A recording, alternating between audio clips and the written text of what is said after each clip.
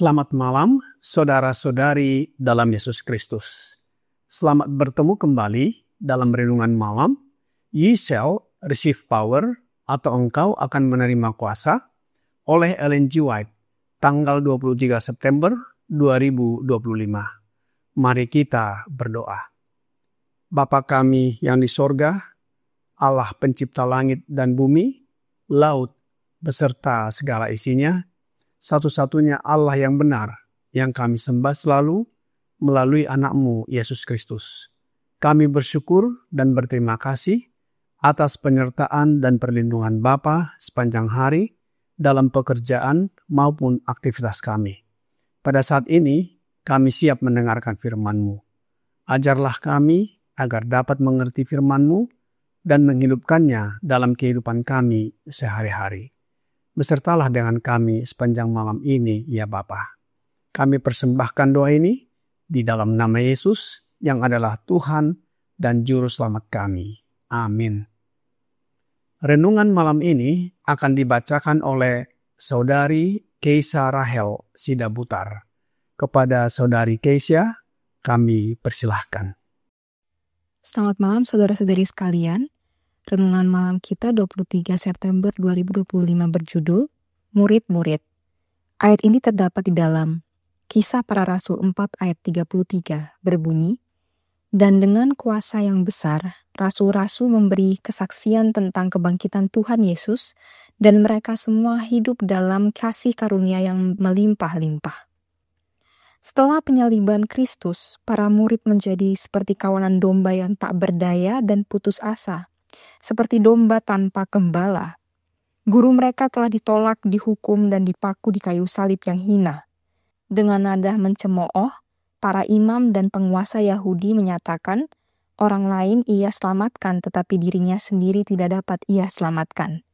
Ia Raja Israel, baiklah ia turun dari salib itu, dan kami akan percaya kepadanya. Matius 27 ayat 42. Tetapi salib, alat yang memalukan dan menyiksa itu, membawa harapan dan keselamatan bagi dunia. Para murid bangkit kembali, keputusasaan dan ketidakberdayaan mereka meninggalkan mereka. Karakter mereka diubahkan, dan mereka dipersatukan dalam ikatan kasih Kristen. Mereka hanyalah orang-orang sederhana tanpa harta dan tanpa senjata apapun kecuali firman dan roh Allah, yang dianggap oleh orang Yahudi sebagai nelayan belaka. Namun dengan kekuatan Kristus, mereka pergi untuk bersaksi demi kebenaran dan untuk menang atas segala pertentangan. Berbalut perlengkapan ilahi, mereka pergi untuk menceritakan kisah indah tentang palungan dan salib. Tanpa penghormatan atau pengakuan duniawi, mereka adalah pahlawan iman. Dari bibir mereka keluarlah kata-kata kefasihan ilahi yang mengguncang dunia. Mereka yang telah menolak dan menyalibkan Sang Juru Selamat berharap akan mendapati para murid berkecil hati dan putus asa, siap untuk menyangkal Tuhan mereka. Mereka mendengar dengan takjub kesaksian para rasul yang jelas dan berani, yang diberikan di bawah kuasa Roh Kudus. Para murid bekerja dan berbicara sebagaimana guru mereka telah bekerja dan berbicara. Dan semua yang mendengar mereka berkata, mereka telah bersama Yesus dan belajar darinya. Sewaktu para rasul pergi, memberitakan Yesus kemana-mana, mereka melakukan banyak hal yang tidak disetujui oleh para penguasa Yahudi. Orang-orang membawa orang sakit dan mereka yang diganggu roh jahat ke jalan-jalan, orang banyak berkumpul di sekitar mereka, dan mereka yang telah disembuhkan meneriakkan pujian kepada Allah, dan memuliakan nama Dia yang telah dikutuk oleh orang-orang Yahudi, dimahkotai duri dan dicambuk serta disalibkan. Dikutip dari The Signs of the Times 20 September 1899. Demikianlah renungan kita pada malam hari ini. Terima kasih, Tuhan Yesus memberkati. Terima kasih atas penata layanan Saudari Keisha. Tuhan Yesus memberkati. Saudara-saudari dalam Yesus Kristus, dalam renungan malam ini mengatakan bahwa setelah penyaliban Yesus, para murid awalnya putus asa, tetapi kebangkitannya mengubah mereka menjadi saksi-saksi yang berani. Mereka dipenuhi kasih karunia atau kuasa Roh Kudus, bersatu dalam kasih, dan memberitakan Injil dengan penuh keberanian meski tanpa kekuatan duniawi. Walau dianggap rendah oleh masyarakat, mereka menjadi alat Tuhan yang mengguncang dunia dengan kesaksian tentang Yesus. Tindakan dan perkataan mereka menunjukkan bahwa mereka telah bersama Yesus dan melalui mereka banyak orang disembuhkan serta memuliakan Tuhan. Meskipun para pemimpin Yahudi menentang mereka. Tepatlah apa yang dijanjikan bahwa Yesus tidak meninggalkan murid-murid menjadi yatim piatu, melainkan akan datang kembali menyertai mereka melalui Roh-Nya. Apakah Roh Kudus yang dimaksudkan yang dicurahkan kepada mereka adalah Roh Yesus? Roh nubuat di dalam Selected Messages, buku ketiga, halaman 20, paragraf 2, berkata, ketika Roh Kudus dicurahkan ke atas jemaat mula-mula, kumpulan orang yang telah percaya itu, mereka sehati dan sejiwa. Kisah 4 ayat 32. Roh Kristus menjadikan mereka satu. Ini adalah buah dari tinggal di dalam Kristus. Jelas di sini kita lihat bahwa Roh Kudus yang dimaksudkan adalah Roh Kristus. Kita perhatikan bahwa setelah para murid mencapai kesatuan yang sempurna, ketika mereka tidak lagi berjuang untuk tempat yang tertinggi, Roh Kudus dicurahkan. Mereka sehati dan sejiwa. Semua perbedaan telah disingkirkan dan kesaksian yang diberikan oleh mereka setelah Roh Kudus atau Roh Yesus diberikan adalah sama. Apakah Roh Kudus atau Roh Yesus yang sama dapat menjadi bagian kita hari ini? Sudah tentu. Roh nubuat di dalam buku Testimonies for the Church, volume 8, halaman 20, paragraf 3 berkata, bagi kita hari ini, sama seperti bagi para murid pertama, janji Roh Kudus itu milik kita. Allah hari ini akan menganugerahkan pria dan wanita kuasa dari atas, sebagaimana Ia menganugerahkan kepada mereka yang pada hari Pentakosta mendengar firman keselamatan. Pada saat ini juga, Roh-Nya dan kasih karunia-Nya diperuntukkan bagi semua orang yang membutuhkannya dan akan menerima Dia sesuai firman-Nya. Para murid tidak meminta berkat bagi diri mereka sendiri.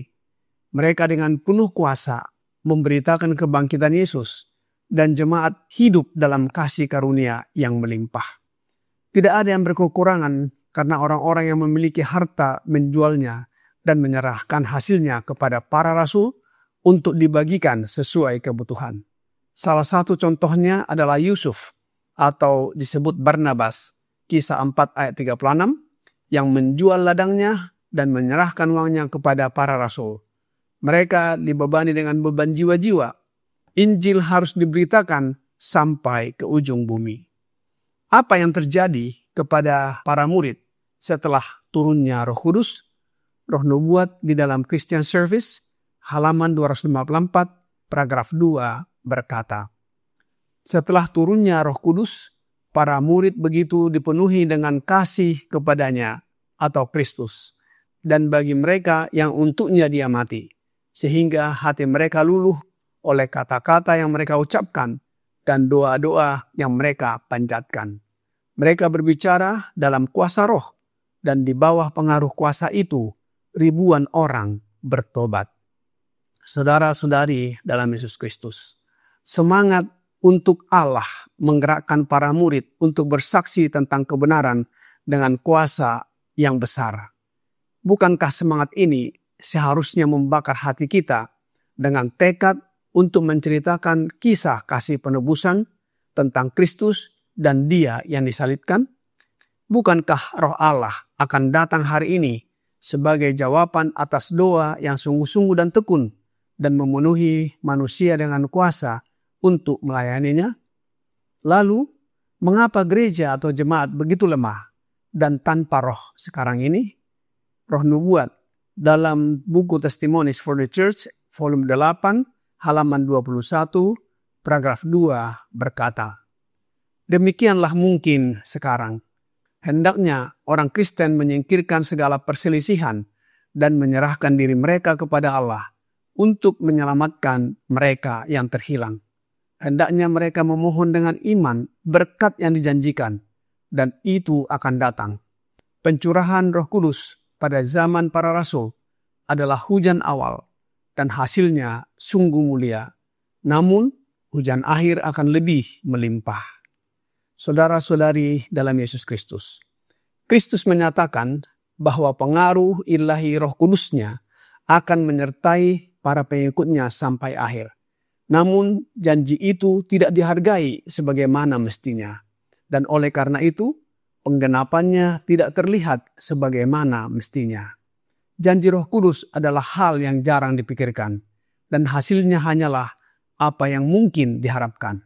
Kekeringan rohani, kegelapan rohani, kemerosotan rohani, dan kematian.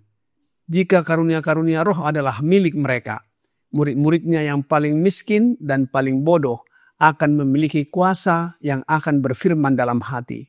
Allah menjadikan mereka saluran bagi kelimpahan, pengaruh tertinggi di sekitar mereka dan tempat-tempat lainnya. Roh nubuat di dalam buku The Desire of Ages atau Kerinduan Segala Zaman, halaman 805, paragraf 3 berkata, Roh Kudus adalah nafas kehidupan rohani dalam jiwa. Pemberian Roh Kudus adalah pemberian kehidupan Kristus. Roh Kudus mengilhami penerimanya dengan sifat-sifat Kristus. Hanya mereka yang diajar demikian oleh Allah, mereka yang memiliki pekerjaan Roh Kudus di dalam diri mereka, dan yang dalam kehidupan mereka, kehidupan Kristus dinyatakan, yang akan berdiri sebagai orang-orang yang mewakili untuk melayani atas nama gereja. Saudara-saudari dalam Yesus Kristus, Yesus berkata, lihat, aku berdiri di muka pintu dan mengetok. Jikalau ada orang yang mendengar suaraku dan membukakan pintu, aku akan masuk mendapatkannya, dan aku makan bersama-sama dengan dia, dan ia bersama-sama dengan aku. Wahyu 3 ayat 20. Ingatlah saudara-saudari sekalian, bahwa hanya dengan kehadiran Yesus Kristus dalam hati yang menyanggupkan kita dapat melayani Dia dalam pekerjaan untuk menyelamatkan jiwa-jiwa. Kiranya renungan malam ini membawa pembaharuan bagi kita. Tuhan Yesus memberkati. Mari kita berdoa. Bapa kami yang di sorga, terima kasih atas firman yang sudah kami dengarkan malam ini. Mohon karuniakan Roh Yesus Kristus dalam hidup kami, agar kami dapat memiliki sifat Kristus, sehingga kami dapat melayani dalam pekerjaan-Mu untuk membawa jiwa-jiwa datang dan bertobat. Tolong kami agar hidup senantiasa menurut kehendak-Mu, dan nama-Mu saja kami puji dan muliakan. Banyak dosa dan pelanggaran yang kami lakukan, ya Bapa. Ampunilah kami.